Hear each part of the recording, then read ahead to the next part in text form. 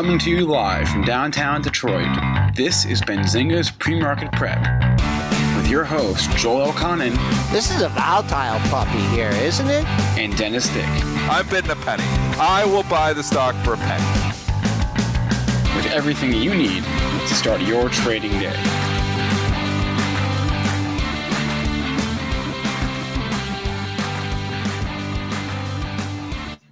Good morning. Good morning, everybody. Welcome to this Friday edition of Benzinga's Pre-Market Prep. Spencer Israel here with Joel Elconin and Dennis Dick. What can you say? We are back at all-time highs again. Seems like a daily occurrence now because it basically is a daily occurrence. So talk about that. We have some individual movers on our radar. Pinterest is staying hot. The Gap is not spinning off Old Navy, and they buy it. They being traders. So stock is up on what you'd think would be not a good headline, but I guess that's where we are in this market. Comcast had some details released yesterday of their streaming service. Will that kickstart the stock? We'll talk about that. It is also the third Friday of the month. It snuck up on us. So options expiration is today. Keep that on your radar. Our guest today will be Greg Harmon. He is the founder of Dragonfly Capital Management. He will join us at 8:35. You can always give us a call as well before the show, during the show, after the show. Leave us a voicemail, and we will play your question on the air, or at least ask your question on the air. 734-494-0246. Joel, what is the word here overnight? Trading up 8 handles at 33.2450. Caught a bid right under that closing price of 16.50 at pre-market low at 33.16. So if we happen to go into retreat, we'll be keeping an eye on that level. Mid-range on the session right here at 33.21 and a half. You have crude trading up 22 cents at 58.76. Gold in the green by 8:30 at 15.5880. Silver back over 18, up 15.6 cents at 18.09. And Bitcoin just hovering with the futures did sneak over 9,000. They got to 9,085, but currently the futures are trading up $75 at 8,865. Good morning, Triple D. How are you doing on this option expiration Friday? And are you going to do a show on Monday for people? I need the day off because I'll tell you, I am tired. The girl decided she'd wake up at 4:30 this morning and not go back to sleep. So I've been up since 4:30. Started coming down to my desk. I was like, wow, she's up. I might as well start trading. I actually started trading around 6. So I've been trading for a while here this morning. So parenting and trading at the same time is always interesting, trying to juggle those balls. But regardless, I'm here. I am awake, kind of awake. So trying to get the energy. Give me the energy. Talk to me about energy. I need energy. So that is it's safe to assume that you forgot to do the hot potato segment. Oh yeah, safe to assume. I was short that yesterday. There was no way I was doing the hot potato segment. in Dennis's defense, I did say I'd remind him, and I forgot. So, but the good news is you had a backup plan, a contingency plan, if you will. I had already had questions from last week or 2 weeks ago, and we couldn't do them because we were going to war with Iran. So. What's more important? We ran out of time. Hot potato or covering war with Iran? Yeah, hot potato. So I had already had questions that I'd come up with previously, so we're going to roll with that. So we have a hot potato segment. Look at this. We do. Options expiration, hot potato segment. So much good stuff going on. Short squeezes all over the place. I mean, what isn't squeezing? Everything's squeezing. Where do you want to start? Let's start with some short squeezes. What is the so which one you want to start with? We can start with any of them. I mean, they just all continue to squeeze, but all these IPOs from last year that were all left for dead in November and December are all the ones that are squeezing here now. I played one of these, so I'm still long it actually. I'll just say I've sold most of the stock now though. JMIA. I bought this yesterday at $6.15 because I was like, that sets up okay. I'm like, that could squeeze. I tried a couple other ones too, and I didn't guess right, but JMIA I did guess right. I sold some yesterday near the close around 765, I think. And then I just sold a bunch more just before I started the show up at 858 and right in there at that area in the 850s. So I've only got a small piece left, so I intend to get rid of that. here sometime today. But I mean, wow, what a squeeze. So the stock goes from $6 yesterday up to almost $9 here today, up almost What's the news? Is there 50%. any news? It's been a while since I took 45% or 45% on a trade in a day. So it was a good call, obviously, by me. I didn't see anybody else talking about it or anything at that time. I saw it after the show. I wish I would have mentioned it on the show, but I saw it after, and I was like, I was just flipping through the old IPOs from last year, and I was looking at this one. I was like, that could go. So I decided to try it. I tried Blue Apron too, but that didn't work. So I'm out of Is the that still APRN. around? Well, that's what I thought. It was started. APRN looked like it had a little bit off the hop, and I was like, oh, maybe that squeezes too. And no, that just leaks. So no life there. But the JMIA, that was a good one. You know what? I'm not going to say anything about this one because holy macro, you could have a long way to go in this one.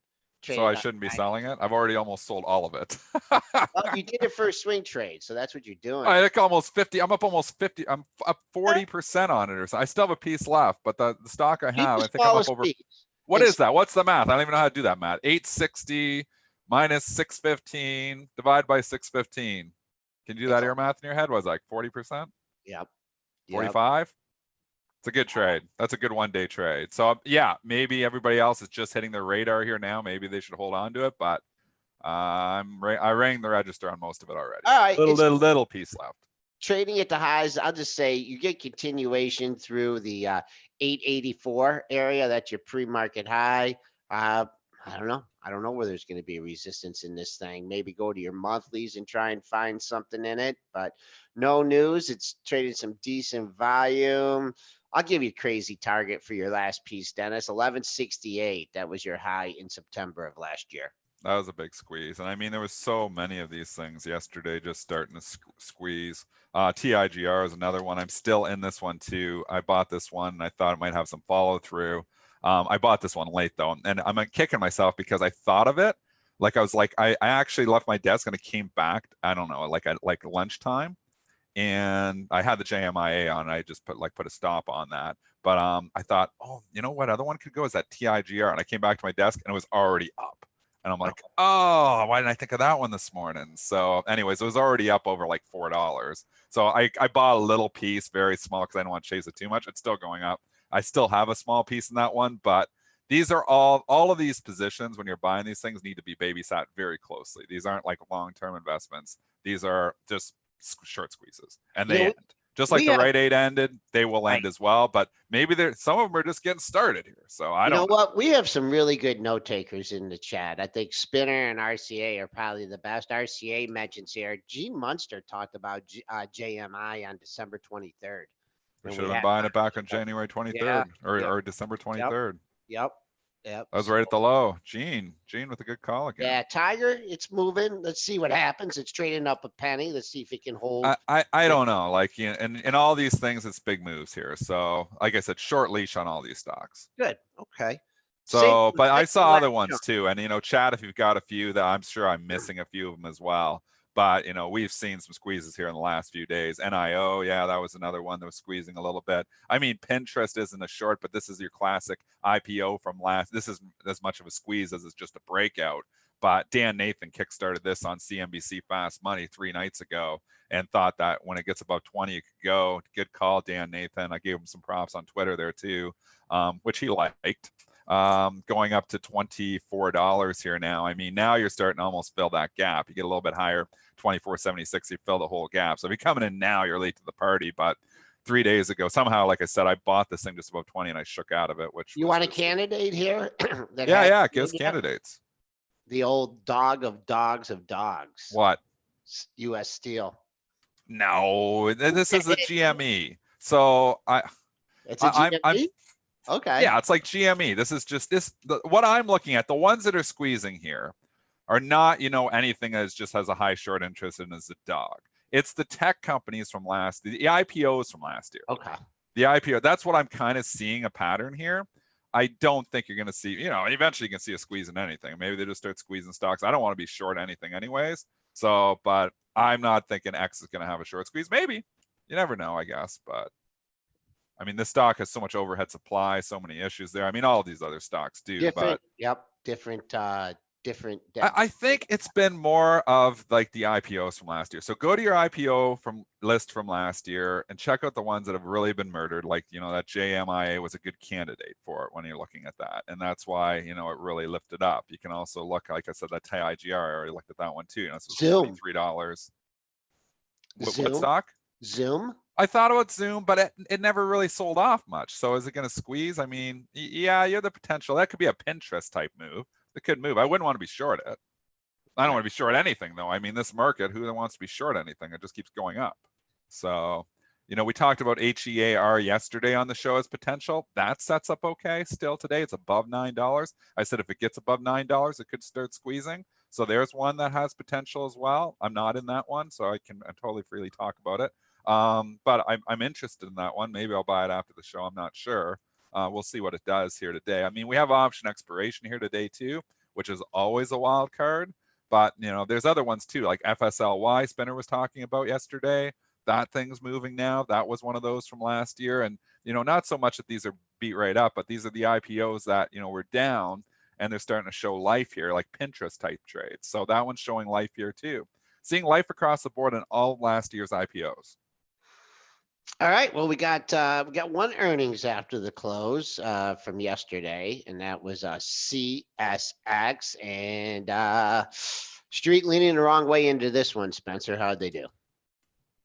Well, not great. I mean, I don't know how high expectations were for a railroad company, but the EPS was in line at 99 cents. The sales on a year-over-year basis was down. The sales were down to 2.89 billion last quarter versus 3.14 billion in the same quarter in the year prior. I don't believe they gave any guidance. If they did, it was buried in the PR. But the sales were in line, and the EPS was in line. The sales were weak year-over-year. Pulling back. I mean, you got support down at 74. I don't know. This is a tough one. 72.81. That was your after hours low, and just climbing back quietly right now. Yeah, the buy the dippers are already lurking. Yeah, there is some support down there, 72 to 74. So I don't know if I'd be selling it down. I wouldn't be selling it short down into that. It's I really hard one. Yeah, look at that. If you really want to hold out here, the in the 73, I guess that coincides with your pre-market low. You had one. Let's see here. 1, 2, 3, 4 lows stocking 73. Did you get there? No, you didn't. Well, 72.81. It's not the kind of stock that's got the growth though. Correct. So right now they're hungry for anything that's still got potential for growth. I mean, you think about the rails, this is a non-growth stock here. And, the earnings guidance not being great here. It's not the kind of stock that money managers are going to find sexy. And that's an issue. So, we see like the ones that are sexy bounce back fairly quickly. I mean, holy cow, Tesla yesterday was unbelievable to shrug off all that bad news. And I know it's down $8 here again today, but, that was a pretty impressive, day for Tesla, really. It gets downgraded to underweight at Morgan Stanley, has the bad headline from California, and they shrug it all off and almost took it flat. That was very, very impressive. Now, is there another headline on Tesla here today that we're down another $8? Down 8 sticks on this. What's do we have another one? Spencer? I haven't seen. I saw one thing that a U.S. auto safety agency is reviewing a probe. That's it. But a formal probe into 500,000 Tesla vehicles for sudden unintended acceleration. That's from Reuters. Yeah. That'll do it. I mean, there's, fears, and obviously the longs are spooked a little bit. So that being said, they shrugged off all the bad news yesterday. Maybe we shrug this off too. It's been a tough short. Did it get up to fill it? No, I didn't fill the gap yesterday. Did it? Because that's what I was looking. Close. Real close. Really close. Real close. Yeah. Interesting. Yeah. That closed from Wednesday, 518.50. That'd be real interesting to see if it gets up there and holds and get back above it. Also yesterday, I mean, the thing traded 547 on Tuesday.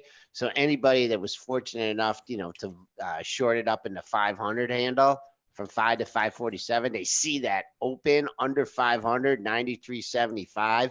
Getting smoked so many times that, I think a lot of it had to be from, your intermediate shorts covering yesterday. But trading in the red today, just like the levels from yesterday, that low from yesterday, 492.17. I think that holds. Got a chance to go back up maybe and test that 500 under that 492.17. I mentioned that 473 area, but first things first, let's see if it can take out the low from yesterday. Then you had a headline affecting Beyond Meat last night. We got Cisco, SYY, jumping into the veggie burger field. What are they doing over there at Cisco, Spencer? They are launching. So Cisco, we know, like has their own brand of products, right? Obviously, Yeah. They're launching a plant-based meatless burger patty, and that would presumably get better shelf space in grocery stores than Beyond Meat products would. So SYY got a lift on this last night. I could trade up over $2, and I was like, really? I mean, it's one more product for them. Up $2. Yeah, that seems ridiculous. So I don't think it's going to go up $2 on this. But the whole meatless thing is the story. So I guess it gives it a little bit. But it was coming right back in. So I don't think. But you think about, what does this mean for Beyond Meat? I mean, everybody's coming out with their own meatless patties. Is it Beyond Meat going to be the meatless patty of all meatless patties? I'll tell you, that Costco, my wife bought some meatless burgers. I don't know who makes them from Costco. And I thought that was way better than the Beyond Meat meatless burger. So when I was tasting the two, I was like, those ones from Costco are better than the Beyond Meat ones. So I don't know what brand they were, but I was like, these are good, like pretty good. So there's competition here for Beyond Meat, no doubt about it. So these nosebleed valuation, Beyond Meat, short squeeze was fun. I still think, and it's interesting. Okay, so I won't say the party's over until you break down through this little double bottom that we just made. Look, in the last 2 days, 106.11, 107.25. I think you start trading 105 on this thing, I think the party's over. So if it can get back up and start squeezing a little bit above 115, 116, then it gets interesting again. So very important, because you have 2 days in a row that the high and the lows are very close to each other. So I think you go with the winner. I probably would never buy it, but if it starts to break down through the 106 low, I think the squeeze is over. If it starts to go back up over that 116, maybe the squeeze could get back on. This is nothing but a short squeeze, though. I don't think it's a turnaround in the stock where it's going back to 200 and 250. I really don't believe that. I think in the long run that the valuation is just too extreme here. Good company, valuation just nuts. Has anybody had the Impossible Whopper? I've heard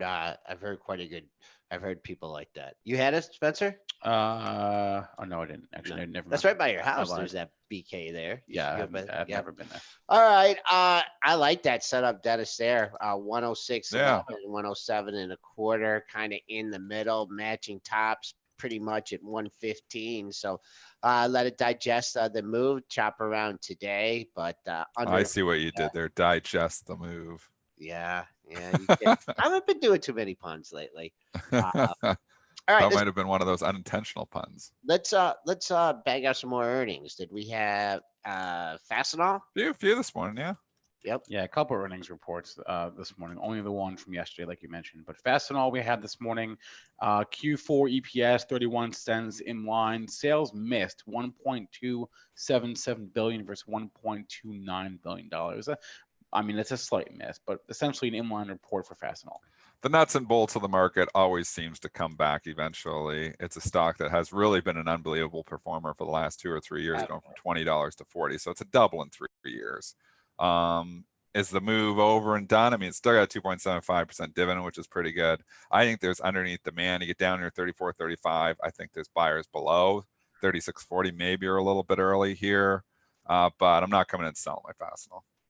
I don't have Fastenal, but I'm not coming in. I'm saying if I had it, I wouldn't be coming in and selling it. If it could get, I see it dipped under 36, but I'll use 36.50. We're trading a dime below that. You had a pair of lows there. So if you get above there, maybe get to the bottom of yesterday's range at 36.80. Coming back on the downside. I mean, it had a really good December. And I even see support here. You got 3 lows at the 36 area. But we'll see. Get back above 36.5, like if for a little bit on the rally side. Probably not much volume trading in this so far, correct? Right? Not a heavily after hours and pre-market stock for volume? No. Not There's 65,000. Let's trade a little bit. All right. Let's go to Schlumberger? Sure. SLB and State Street were the other two on my radar this morning. We'll do SLB first. Nice. They reported a Q4 EPS of 39 cents versus a 37-cent estimate, so a 2-cent beat there. Sales 8.2 versus 8.15 billion dollars. Good start this earnings season for energy.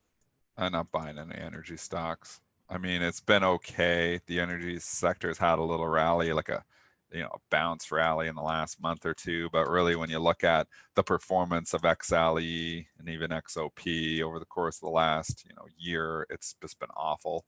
Could we squeeze them a little bit more on some of these stocks? Potentially. But they've already kind of had a little bit of a rally. I mean, Schlumberger back in October was 31.32. Now it's up at 40. Do I think this is a turnaround story and going back to 50, 60? Nope. So it's 5%. It's up a little bit here. All kinds of overhead supply. I'm not interested in buying SLB. Yeah, they popped it over 40. It's the opposite of sexy. 40 and a quarter, 40, 30. That's where you popped up to if you're paying attention to your daily charts. Let's see what you had there. Just a bunch of highs over 40. You did post a couple highs over 40. I don't know. Can you see that book at 40, Dennis? If anybody's maybe reloading there, it's trade. I have my book open. It's rare that I have it open, but I was, like I said, I was up since 4:30. Why not have my book open? So 40.09 was a double top from the 9th and the 10th. So I would keep an eye on that. 40.09. And Schlumberger has 13,000 at 40, which is basically nothing. Nothing at all. So not really. Not much at 40. But, it's psychological.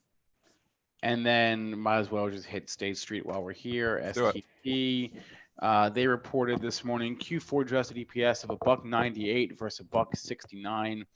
Let me see if I can get their revenue number real quickly here. Revenue for State Street was $3.048 versus $2.92 billion. So a beat for STT. Big move up 271. It was even up more than that. Got up to 84.47. But this is like a monthly move for the stock here, Dennis. Up 271 at 83.85. Yeah. But after that Morgan Stanley move yesterday, I'm scared to fade. You've also got the TLT getting rocked today too, Joel, and something we haven't talked about yet. TLT is down significantly here this morning. So that's going to be, full disclosure, I do have a TLT position. That's going to be good for the banks. Yeah, that's really good. Let's see if you get a shot at that pre-market high. That would be a good target. 84.47, just kind of not too far from there. What do you got on the monthlies? Anything on the monthlies? Nope, nothing on the monthlies. Back in October of 2018, this was at 87.78. So ways to go here. I think this is like a real uncharacteristic move for State Street, but let's see if it can hold the momentum. All right, let's talk about Old Navy here and the gap. So rewind the clocks back just about a year. February 28th of last year, Gap announces they're going to spin off Old Navy into its own standalone company. Stock popped on that news, though they quickly faded that headline. Fast forward to this morning here, the Gap is no longer going to make Old Navy a standalone company, and they reacted the same exact way by buying that news. Yeah. So, and on the initial headline, they slammed this down. So the headline bot's wrong again. They hit this down. They hit all the bids all the way down to the 17 handle there. That lasted for about 10 seconds, and then they just started buying it hand over fist and bought this thing all the way up to over 20. Almost did it hit 21? It got over 21. It's just absolutely the headline bots. How are these things make money? Like, how are these things in business? That's what I want to know. How are they in business? Like, they're wrong. Maybe it's just like we said, selective perception on our part, but man, they're wrong a lot. But what if they just trade really small size, like in these wild things? They still lose money. Yeah. I mean, maybe they do some stuff right, but they do a lot of things wrong. And this is why I guess a person like me is still in business and can trade headlines. I know so many people that say you can't trade headlines. You can trade headlines. It's possible to actually trade headlines and make money. Believe me. But I'll tell you, the way the bots do it, I don't know. The interpretation that they have, you would think logic would say that the bots would have been right here. And yes, the gap would be as short when they said we're not going to spin off the Old Navy, especially since they rallied it.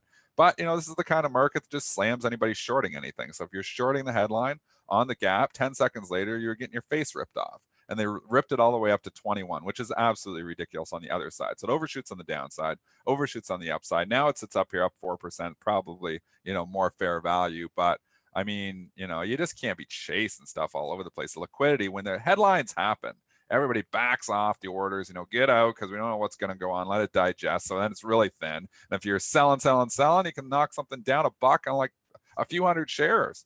And then they buy and there's nothing in there either, all the way back up to 21. Like, just lose, if you're really, pushing. The key with headlines is if you're trading headlines, don't be chasing the hell out of them.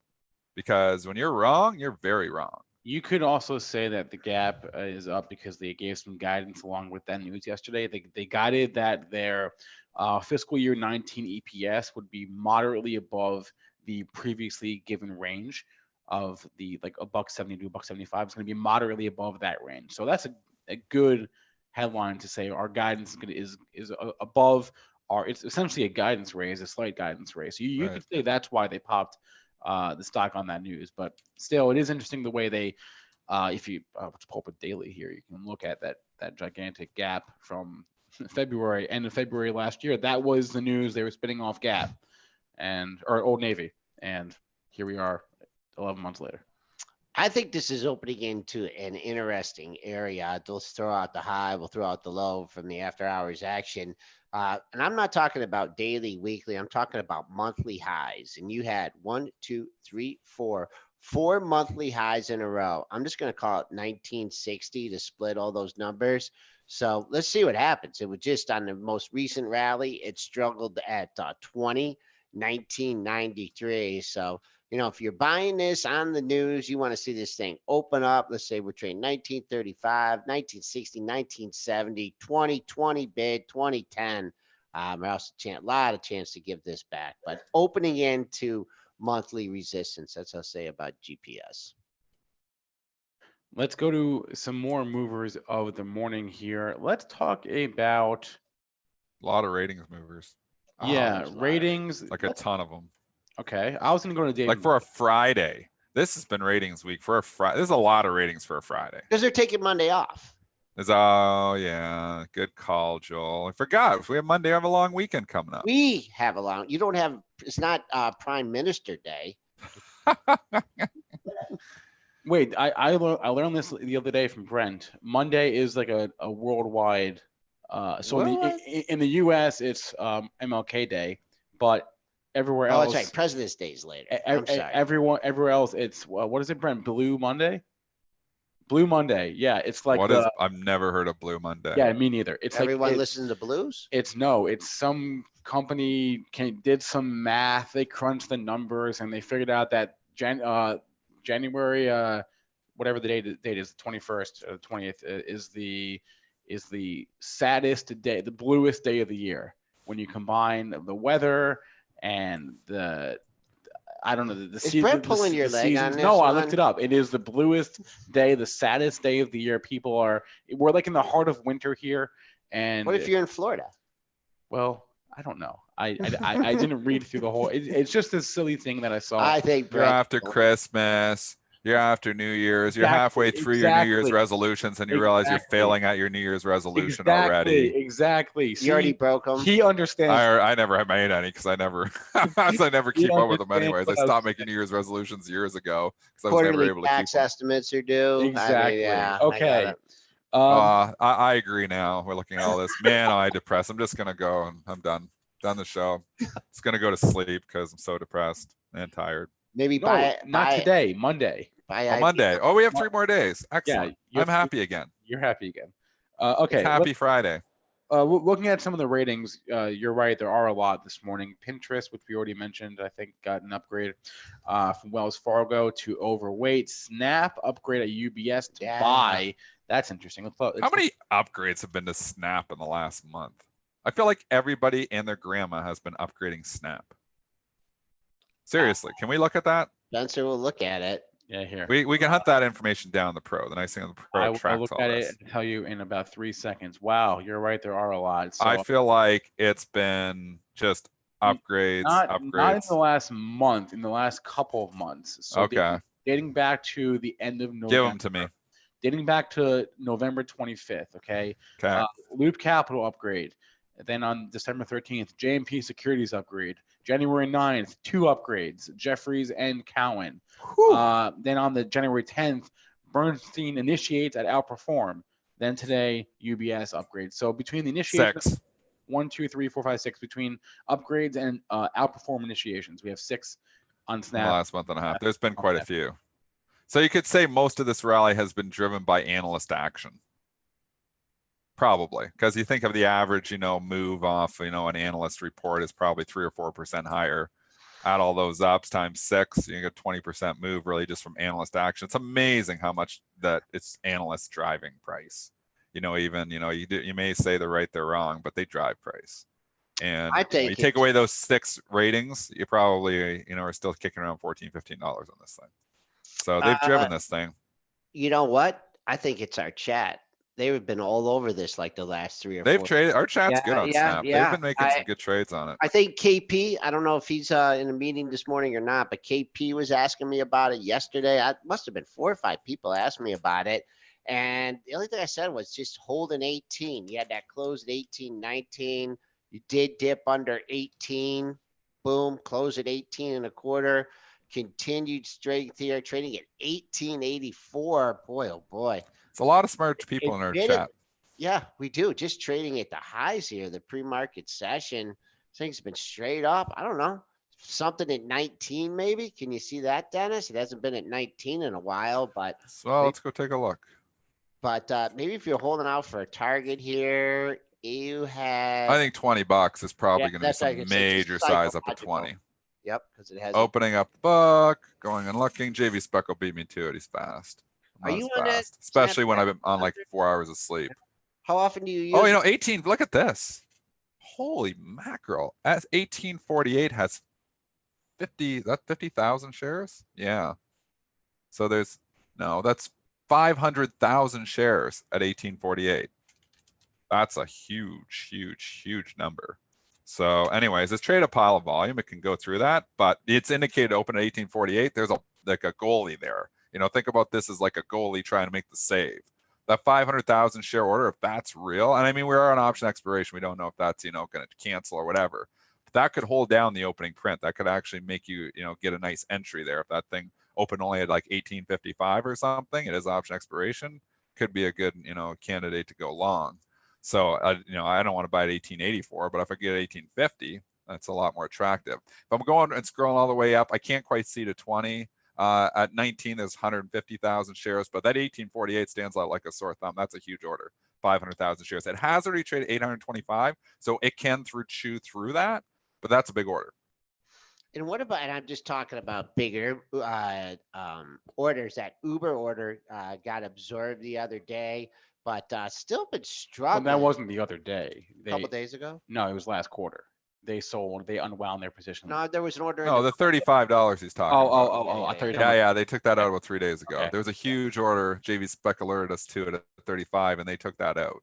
And if I'm looking at Uber now, there's still some sellers there. Uber 34.75, 50,000 shares for sale right now this morning. Again, we're at options expiration. So you got to think there's some institutions that are maybe, jockeying, they got an open option position. We're going to hedge it with some stock here. Lots of fun things happen on options expiration. So you see some bigger orders that can impact price.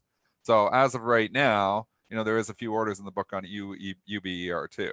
So looks like it's going to struggle to open over 35. Spencer, you're supposed to bring the guest I am going to bring the guest on right now. As a matter of fact, it is time for our guest today, and I will bring him on. Greg Harmon. He is the founder of Dragonfly Capital Management. He has more than 25 years of experience in the markets. Greg, good morning. Can you hear me? Let's unmute him first. That helps. Yeah, I'm working. Greg, good morning. Good morning. How you doing? I'm doing okay. Can you hear me? Yeah, I hear you and I see you. Look at that. Awesome. Nice. So Greg, we've been talking this morning about short squeezes, about all the ratings. What's been on your radar in this market as we ascend to a never-ending trend of all-time highs? Yeah, we're going higher and higher and higher, aren't we? I had on my list this week, we played a couple of them, a couple of beaten down stocks that looked like they had been basing for a while and now are turning around. One of them was Ulta Beauty. Oh, we haven't looked at that one for a while. What'd you see in ULTA? Well, I saw it, it gapped down in October or in August. So you see the gap down in August here. Yeah. And it had been basing here for several months and was bouncing up here against the base late last week. So we put on an idea to go and buy it on a breakout above this level here around 262. Nice. That one worked well. Yeah, it's worked pretty well. Are you out of that trade now, or is that one you're still Still on holding it on right to? now. I'm looking for it to fill the gap, so I'm going to hold this one for a while. I went into this with some call calendars, so I've bought longer dated February calls, and I'm selling shorter dated calls against it that'll expire today, and then I'll sell them again in for February going forward as well. What else is on your Very nice. radar? Yeah. You got ULTA. That's a nice one. What else would you like? Where are you looking? Yeah, another similar one is CarMax. Again, beat up after earnings, kind of sold off, got back up above 90 and starts to look like it wants to, run up. And now it actually gets close to a gap area. Yep. So I did the same thing here. I just bought calls on this one, February 14 calls, just ahead of the earnings report. And rolled them up yesterday when it hit that gap level. So that now I've got my money out, I've got a small profit, and I've got continuing February 14 95 calls to see if it keeps going higher. How do you when you get in these trades, and obviously you made the right call on a couple of these there. What do you do when they don't? You put on the trade and it's just not working out. It doesn't look like, okay, well, I was wrong. Let's say you bought the ULTA at 62 and it starts leaking back down to 55. How do you protect yourself from losing your premium there? How do you protect yourself? Really, the biggest way to deal with that is there's two ways to deal with it, but the easiest way is to just say I'm wrong and sell. Okay. And most people don't do that, right? Our brains are not programmed to do that. Our brains are. That's exactly why some people stay in business and some people don't. Exactly. So our brains are programmed so that we think that we're going to be right eventually, and you wait it out, and options time value runs out, and you run out of money as well. So if you're stuck in that rut and you can't find a way to get yourself to sell, then sell something else.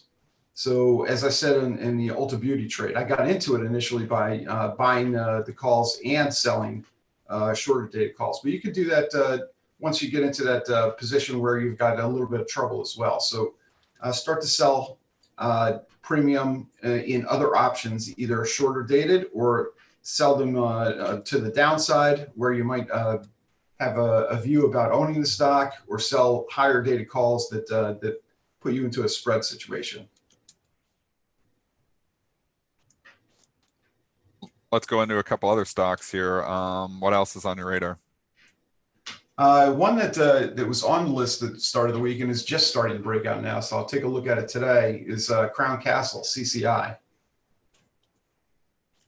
Bringing it up here right now. I don't know much about them. What do you see here? I have no idea what they do. I don't know what any of these companies do. Okay. But I'll tell you that it had a strong run up, and then it's in September started pulling back. Found a nice base at the 200-day moving average through November and December, and it's been rebounding, and now it's making higher highs. So that's what I like. We're on the line with Greg Harmon of Dragonfly Capital Management. Let's set up something here in Boeing. I mean, this is not going to persist here. Look how tight this has been over the last 4 or 5 sessions here, just above major support. Obviously, a headline stock. I mean, What are you looking at? Maybe like a, Yeah, I mean, you don't have it on here, but if you put Bollinger Bands on that, you'll see that they're really squeezing in now. And when that happens, when the Bollinger Bands squeeze in, which is what happens when you get that tight consolidation, those inside days for days and days and days, it's usually a precursor to a big move happening. I look at the momentum indicators as well, and things like the RSI and the MACD. Big momentum indicators have already diverged to the upside on this one. So I've been ready to buy this for a long time, and I've been wrong like 4 times over the last 6 months.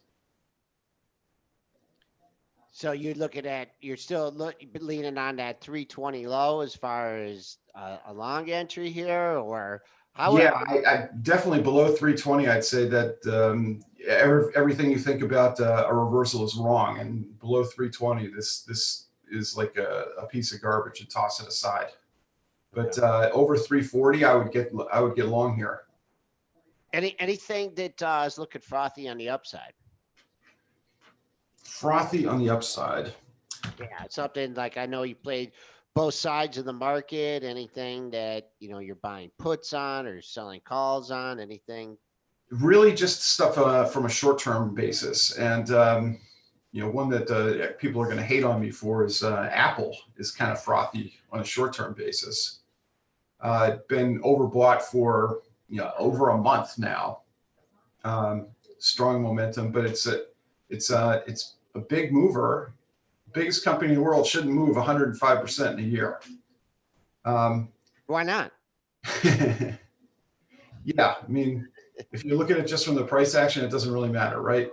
But from the past 2 weeks, it's been a pretty big move, and it could use a little rest at least. Let's say maybe not a sell-off, but a rest. I mean, I can tell you why it shouldn't move up. And, from a fundamental basis, there's no way a company of that size can grow earnings at 100%. So it's all multiple expansion. And if you look at Apple, it's went from trading like 17 or 18 times, forward earnings to 25, times. So its whole move has basically just been multiple expansion. Yes, the earnings are going up a little bit there, but, you see 100% moves in smaller companies because they're growing earnings at ridiculous rates. With Apple, they're growing earnings slightly. But this has just been, the love of tech, driving, and you can say Microsoft, almost the same thing. I mean, yes, Microsoft's growing earnings, but it's the same thing. I mean, it's just been an exceptional move here. I mean, in the last year, here's a stock that everybody, had for dead money back in 2015, 2016.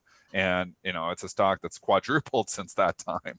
So, it's been really incredible to watch big tech money just keep piling in there. Why do you think, Greg, that, the money keeps piling into these big tech names? Because I think tech is taking over the world. If you look at everything we do, everything finance related, it's all being driven by tech now. The Internet of Things, artificial intelligence are driving all aspects of all businesses now. So it's almost like there's not a separate tech sector anymore. There's tech involved in everything. And that's going to continue to be the way, which is probably a big reason why the U.S. markets continue to outperform, other markets in the world. Everybody's been talking about, how, and we've talked about this show, a lot too. But you think about a lot of your big tech companies come from Silicon Valley. They come from the U.S. Yes, there's some good ones coming from China as well, but a lot of them, the majority of some of our biggest companies that we love came from Silicon Valley. So maybe that's why the U.S. markets continue to outperform. And maybe that trade doesn't, maybe there isn't a catch-up trade with these other markets if we keep thinking it's going to be tech-driven, going forward. Yeah. What are your thoughts there? It might be at some point that we get back to the tech bubble kind of height that we had in 2000, but it doesn't seem like we've got that froth going at this point yet.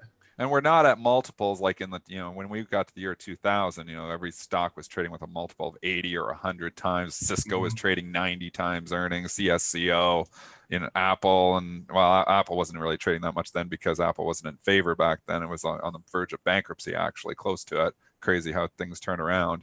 Yeah. But, Microsoft was trading 60 or 70 times earnings. And then it took 20 years for the earnings to catch up with those valuations. So I guess, if you looked at it from that perspective, we've been 20 years where a lot of these tech stocks were trying to come back, and now a lot of them have, and now they're making new highs. So maybe there still is some room to the upside. Yeah, I mean, Microsoft at 31 right now, 31 multiple right now is It's high, but it's not completely, it's not crazy unreasonable. high. Yeah, it's high. Getting a question here about Google. Could you take a look at that for us? Google, yeah, said joining the trillionaire club yesterday, right? Yeah. And just to allude, what you said about the companies, and Dennis, there's been tracking the top 10 components in the S&P 500 for how many years have we been doing this, Dennis? And back in the old days, ExxonMobil and Chevron were boom right up there in the top. And so actually, I just readjusted it today, and Apple back on top, Dennis, with that rally. Apple overtakes Microsoft. So Apple, Microsoft, Google, Amazon, and Facebook. Boom, right there. I'm doing the combined Google. I don't do the two companies. So there you go. Your top 5 components in the S&P, all tech stocks. But I'm sorry. Go ahead with Google. Yeah, I mean, 90 here. How do you come up with a target on the upside and something for Google? You just let it. Yeah, but just to go off of your point about those top 5 companies and how the shift has gone to the tech side. There's also like this huge chasm between Amazon and Facebook at that point too. Amazon looks like they could be at that $1 trillion level pretty soon, but Facebook is still a long way off. So there's a huge differential there. When I look at Google for a target, if you pull back your chart and show maybe 2 years worth, you can see a big W forming right here.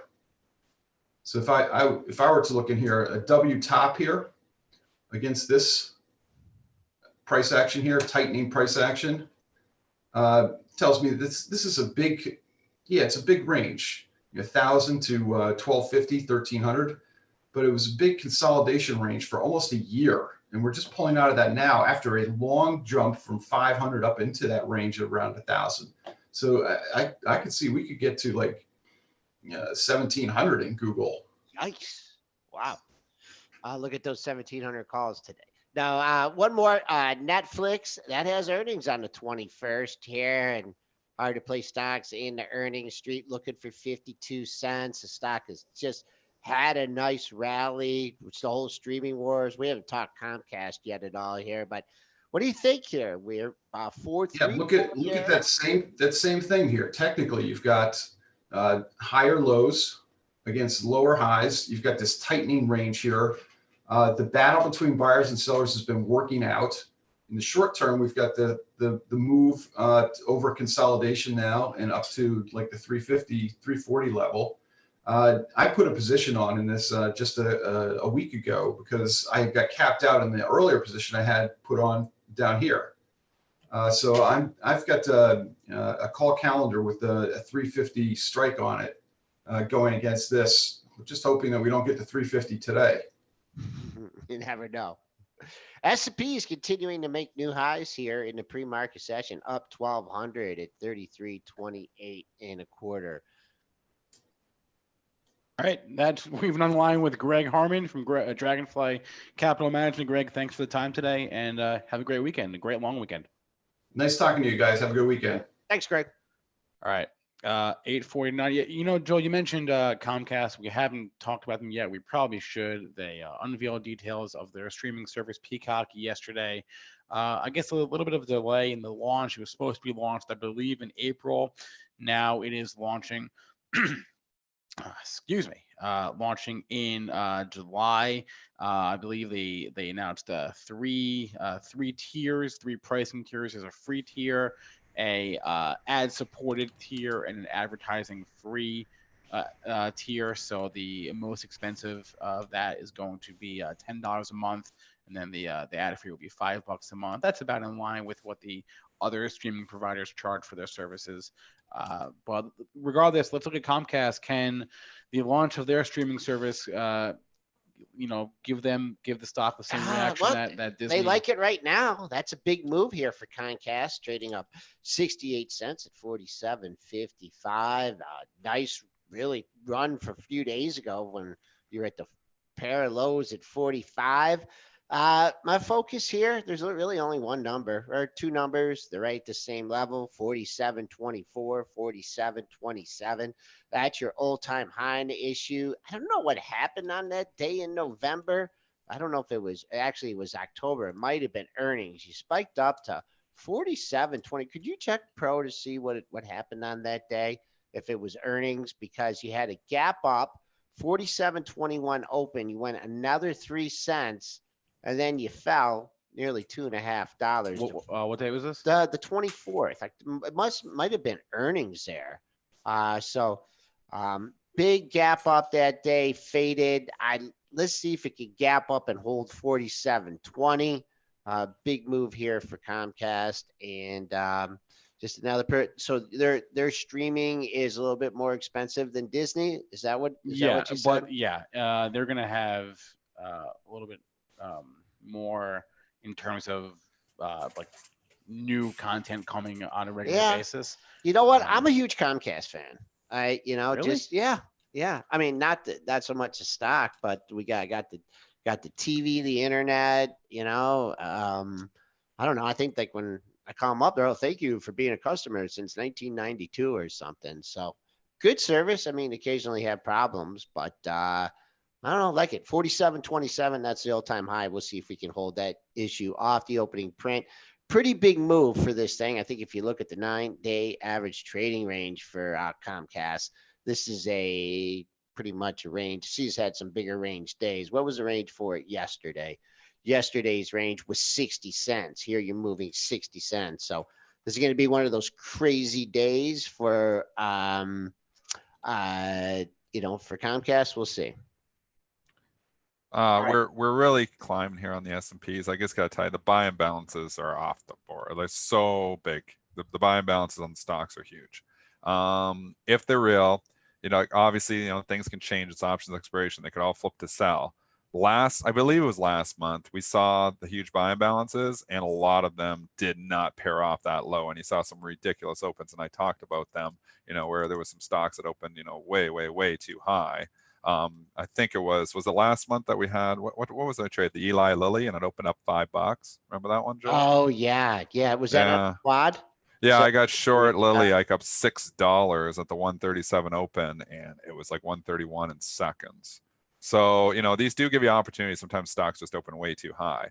That being said, a lot of things can change. So we don't know at this point in time whether, this is going to hold here, whether the stocks are going to continue to rally, whether the imbalances are going to continue to grow. We don't know that yet. All I can tell you is right now the stocks are strong. TLT is getting hit hard here right now.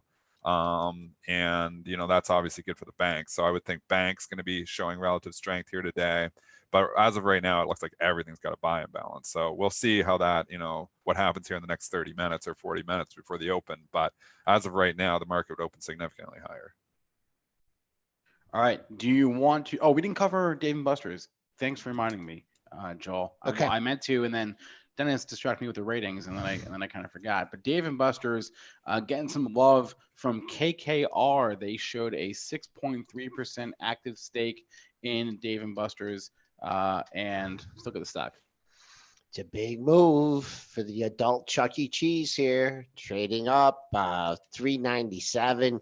You were much higher. You did get over $47. So if you're looking for continuation move here, you're $1.50 off that pre-market high of 47.5, blowing away any of your daily numbers here. So that's what I'd wait for.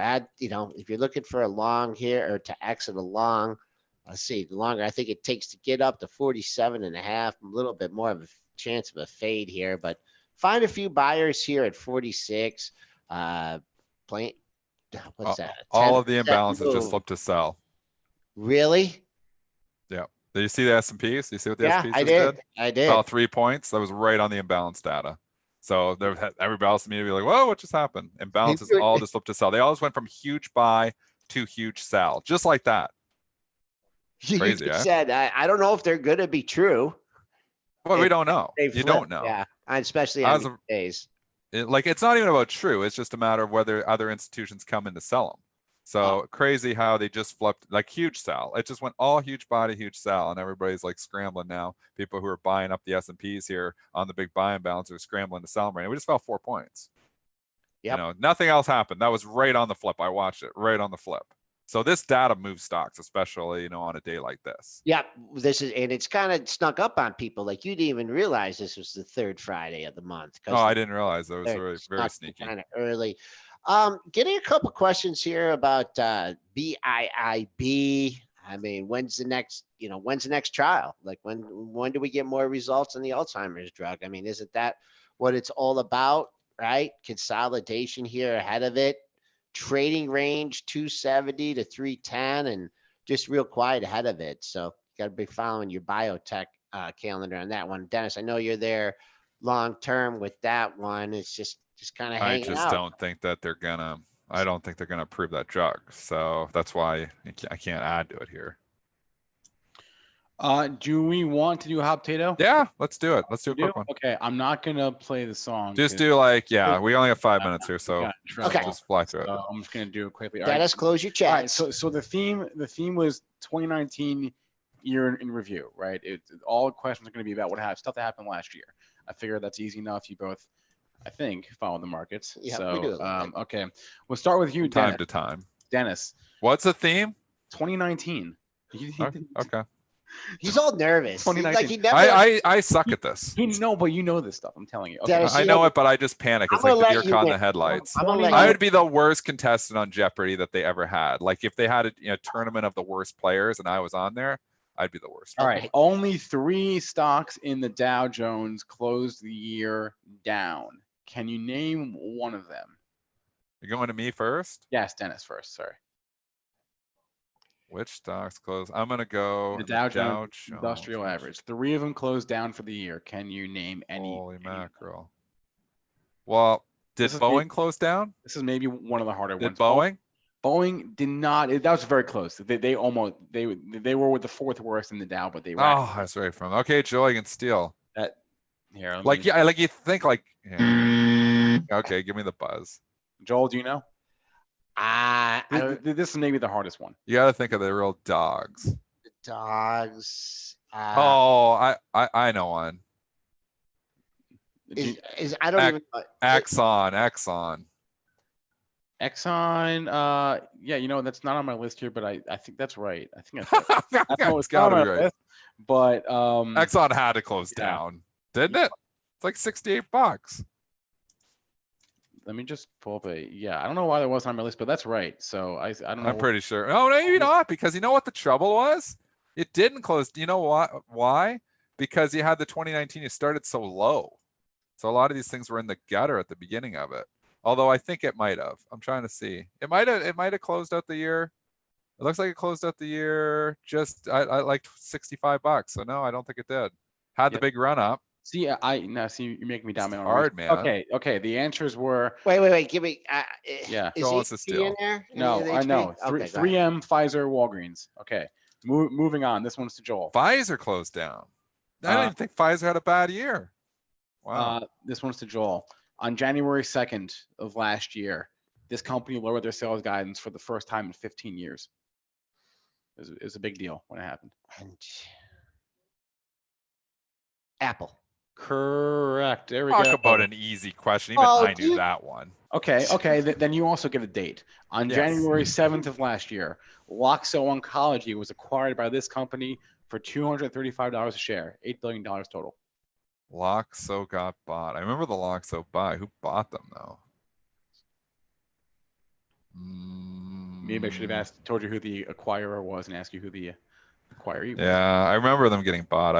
I really. Joel, do you remember who bought Loxo on January 7th of last year? I don't know. Amgen? No, it was, you're both wrong. It was Eli Lilly. Lilly did? I never guessed that. All right. Was that today? Lilly said like the other day they got like 4 or 5 billion to go for more acquisitions or They're something. buying more. All right, Side note. Joel, the Fed raised rates how many times last year? Why does he get the easy ones? I can't control what he knows. I don't know. 3? That's correct. Okay. Dennis, this is an easy one. These two companies were once one company, then they split apart, Oh, this is so easy. and then last year they finally got back together via merger. if you don't get this, you're fired. So say it again because I was trading a stock. What do we got? Okay. Start over. These two companies, they were once one company, then they split apart, and last year they finally got back together via merger. It was like a 3 or 4 year saga going on back and forth, and they finally closed the merger. They are now one company once again. These two companies. I'll give you. No, don't give him a hint. He has to get this. It was a very long merger saga that it took years to figure out. They were together, then they split up a decade He's getting ago. all nervous. And now they're I'm back all together. nervous. I'm Yeah. like, Guy can my trade mind just goes 150 blank. times. It's in the media sector. I'm just going to tell you that. My mind just goes blank, but it's CBS Viacom. There we go. Okay, Oh, Dennis, my mind just goes blank. I on the panic. board. 2 to 1. How all many right. questions do we Yeah, got left? there's only a couple left. I would lock Joel, 'em out. Lock 'em out. Joel, This is for the lock. I'm gonna lock you out on this one, Dennis. Joel, name 5 Oh. unicorns that IPO'd last year. $1 billion companies that IPO'd. You can do this. Uber, Lyft, That's 2. IPO'd last year. Beyond Meat. That's 3. I almost said name 3, but that'd be too easy. And then there was an IPO. There's like 25, just so you know. Zoom. That's 4. You took all the easy ones. No, there's a few other easy ones. Probably the ones I'm short squeezing. Pinterest. Should look at my That's portfolio. 5. There we go. Pinterest was the one I was gonna say. I would have also accepted Peloton. You would have also or accepted Slack. Pinterest. Okay. That's 3 to 1. Dennis, in August, an Oklahoma judge ruled this company was liable for helping to fuel the opioid epidemic in America. Johnson & Johnson. There we go. All right. I think this is the last one, actually. We'll let Dennis do it for the tie. All right. This one could be tough. Okay. This is. I'm going to give you answers. You have to tell me which one is not right. Which of these companies did not lose their CEO in 2019? All right. It's multiple choice. You ready, Dennis? Yep. I'm going to give you 5 companies. Which of them did not lose their CEO in 2019? Okay. McDonald's, Under Armour, Wells Fargo, Papa John's, or Bed Bath & Beyond. One of those companies did not lose their CEO in 2019. Go. So who? There was one in the middle, the one I knew it. Say them again. McDonald's, Under Armour, Wells Fargo, Papa John's, and Bed Bath & Beyond. Papa John's. Oh, he got it. Oh my God. I didn't think pulled that one out of the hat. Rabbit out of the hat. Papa John's, that's what you said, right? Yep. Yeah. He's shocked. Yeah, that's who he confirmed. I thought like Dennis got that one. That was a trick question because they lost their CEO in 2018. Uh-huh.